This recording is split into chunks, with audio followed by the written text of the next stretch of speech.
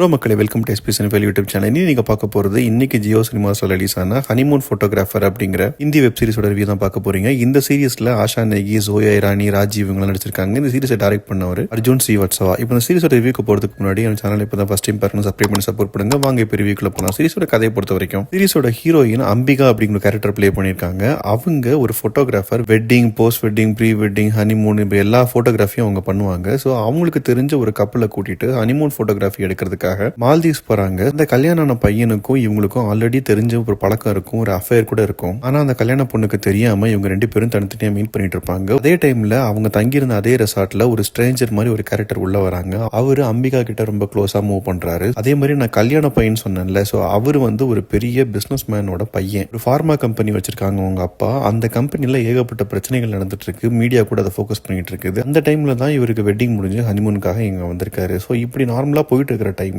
திடீர்னு ஒரு நாள் காலையில பாத்தீங்கன்னா அந்த பையன் பீச்ல இறந்து கிடக்குறாரு. சோ இப்ப இந்த பையனை கொன்னது யாரு, எதுக்காக கொன்னாங்க அப்படிங்கறத இந்த சீரிஸோட மிச்ச கதை. இது ஒரு கிரைம் த்ரில்லர் ஜானர். இப்போ இந்த சீரிஸோட பாசிட்டிவ்ஸ் நெகட்டிவ்ஸ் பார்க்கலாம். முதல் ஃபர்ஸ்ட் தோன்றது, சீரியஸ்ல சில இன்ட்ரெஸ்டிங்கான ட்விஸ்ட் இருக்குது. ஆக்சுவலா நம்மளால ரொம்ப ப்ரெடிக்ட் பண்ண முடியாது. பட் அதை பார்க்கும்போது கொஞ்சம் நல்லா இருந்தது. ஒரு பாயிண்ட்ல ஹீரோயின் மேலேயே ஃப்ரேம் பண்ணிடுவாங்க, இவங்க தான் கொலை பண்ணிருப்பாங்க அப்படின்னு. அதை இல்லைன்னு ப்ரூவ் பண்றதுக்காக ஹீரோயின் அவங்களே இன்வெஸ்டிகேஷன் ஒரு சைட்ல ஸ்டார்ட் பண்ணுவாங்க. அதுல ஒரு சில இடத்துல கொஞ்சம் இன்ட்ரெஸ்டிங்கா எடுத்துட்டு போயிருந்தாங்க. உதாரணத்துக்கு சொல்லணும்னா, பேங்க்ல போயிட்டு ஒரு பென் டிரைவ் எடுக்கிறதுக்காக அவங்க ஃப்ரெண்டை கூட்டிட்டு போய் அதை எடுப்பாங்க. ஸோ அந்த சீன் கொஞ்சம் இன்ட்ரெஸ்டிங்காகவே இருந்தது. டெக்னிக்கலாகவும் சினிமோட்டோகிராஃபி ரொம்பவே நல்லா இருந்தது. இதெல்லாம் தான் சீரிஸோட பாசிட்டிவ்ஸ். இப்போ நெகட்டிவ் சைட் பார்க்கலாம். முதல் நெகட்டிவா தோன்றது, சீரிஸ்ல நம்ம கதையை பார்க்கும்போது ரொம்ப ஆர்டிஃபிஷியலா இருக்கும். ஆக்டிங்கா இருக்கட்டும், சீன் சீக்வன்ஸா இருக்கட்டும், அந்த ஆம்பியன்ஸா இருக்கட்டும், ஏதோ ஒன்று நமக்கு பார்க்கும்போது ரொம்ப ஆர்டிஃபிஷியலா இருக்கிற மாதிரி தெரியும். நமக்கு கதையோட பெருசா ஒட்டவே ஒட்டாது. அதே மாதிரி ஒரு பாயிண்ட்டுக்கு மேல ஓகே இப்படிதான் நடக்க போகுது அப்படிங்கிறது நமக்கே தெரிய வந்துடும். ஆனால் அதுக்கப்புறமும் அதை போட்டு ஜவ்வா எடுத்துட்டு இருப்பாங்க. அதே மாதிரி போலீஸ் அப்படிங்கிற ஒரு கேரக்டர்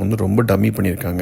ஆரம்பத்தில் ரொம்ப பில்டப் கொடுத்து காட்டியிருப்பாங்க. கடைசி பார்த்தீங்கன்னா அவங்க தான் ஏமாந்து உட்காந்துருப்பாங்க. ஸோ அதுக்கும் இதுக்கும் கான்ட்ராஸ்டாக இருக்கும். ஒரு சில இடத்துல அடல்ட் கண்டென்ட் இருக்குது. ஸோ ஃபேமிலியோட பார்க்கும்போது கொஞ்சம் காஷியஸாக பாருங்க. மொத்தத்தில் சீரிஸை பற்றி சொல்லணும் அப்படின்னா, ஒரு இன்ட்ரெஸ்டான ஒரு சப்ஜெக்ட் தான். ஆனால் ப்ரெசென்ட் பண்ண விதம், ஸ்க்ரீன் பிளே கொண்டு போனது, இது எதுவுமே நமக்கு என்கேஜிங் ஃபேக்டர் அப்படிங்கிறது டோட்டலி மிஸ் ஆகுது. இது தமிழ் டப்பிங்லையும் ஜியோ சினிமாஸில் அவைலபிளாக இருக்குது. என்ன பொறுத்த வரைக்கும் ஒரு பிலோ ஆவரேஜான சீரிஸ் தான். நீங்கள் பார்த்துட்டு உங்களுக்கு எப்படி இருந்தது அப்படிங்கிறத நீங்கள் கமெண்ட் செக்ஷனில் சொல்லுங்கள். திருவிழா சந்திக்கிறேன். Bye, take care.